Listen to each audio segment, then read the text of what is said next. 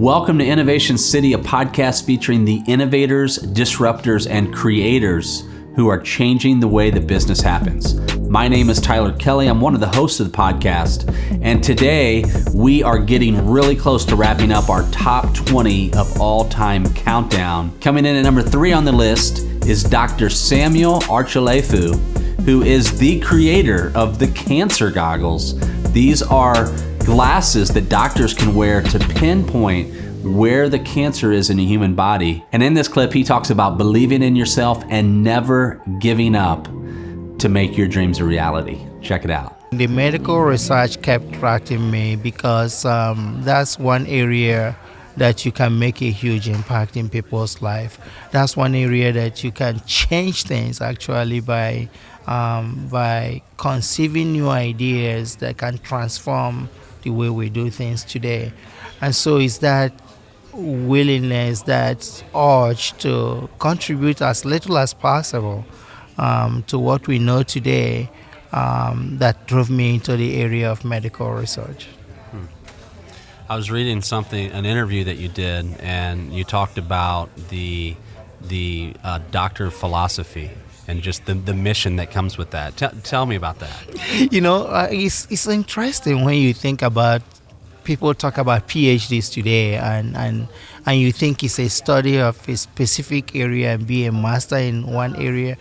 But think about the original philosophers. Everybody was supposed to be a scientist, a mathematician, an artist, a musician, all came together. So everything you do is about philosophy of life. And when you have PhDs or you have a doctorate in philosophy, doctor of philosophy, it simply gives you, that is actually a starting point to think, to be critical, to question the situation, to pose hypotheses, as if it doesn't have to be in the area where you studied. Your training should give you the ability to venture into new areas, to ask the right questions, and to be able to organize your thoughts in a way that you can address those problems wherever they are. So I see it really exciting that we are all philosophers in whatever form or shape it comes.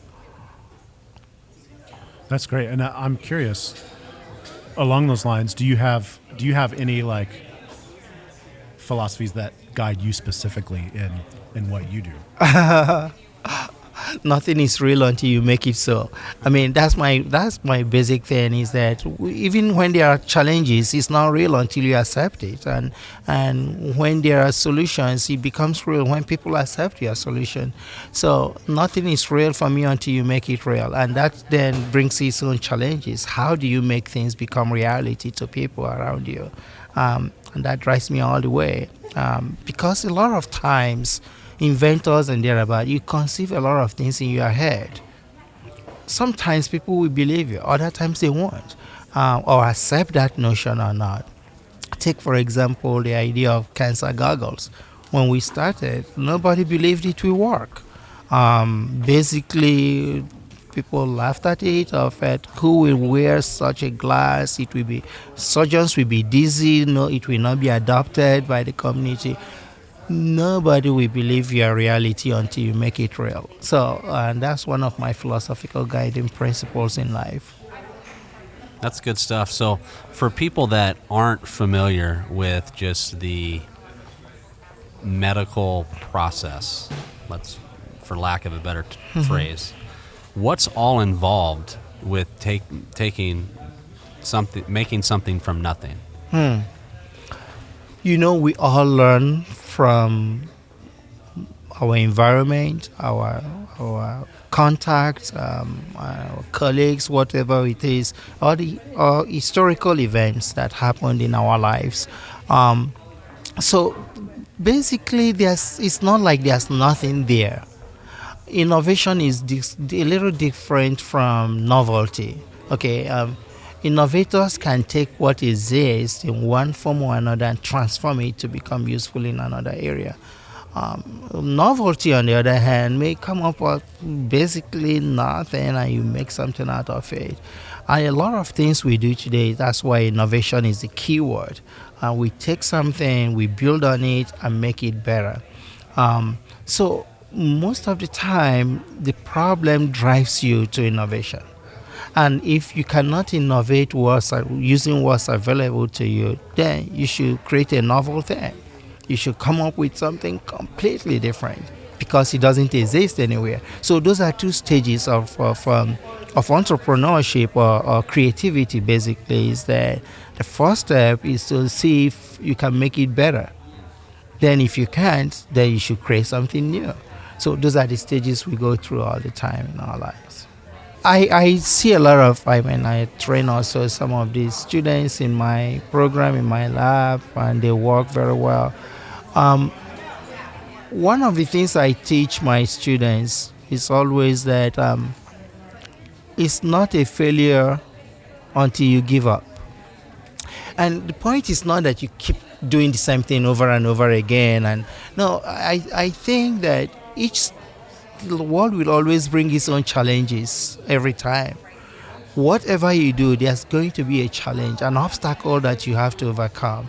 And if you can't overcome an obstacle, then it's not fun. Look at matches we play today, games, tennis, there's a net. You have to hit the ball over the net. Golf, there's a hole. You have to pot it in there. All these are little challenges that make it exciting. All right? Even football, you have to somehow find the end zone. Basketball, you have to get to the net. The net is small. If it's wide open, everybody can be a champion. There's always going to be a challenge. What distinguishes you from the other person is how resilient you are, how committed you are, how much time and effort are you going to give into trying to make yourself better every day. So when what looks like apparent failure comes your way, you should look at it as a lesson, an opportunity to learn something new, and then use it to make yourself better down the line. So with that comes perseverance, and I always tell people that in research, be it science or medical research or thereabout, a lot of times we fight what we don't want. But what we don't want is actually what makes the difference at times. Okay, the unexpected discoveries. Oh wow, an apple fell on my head. Why? Okay, it's that notion to pay attention to those unexpected events that are happening, either at work or at lab, at home, and then turn it into a hypothesis that you can test and be able to solve a specific problem.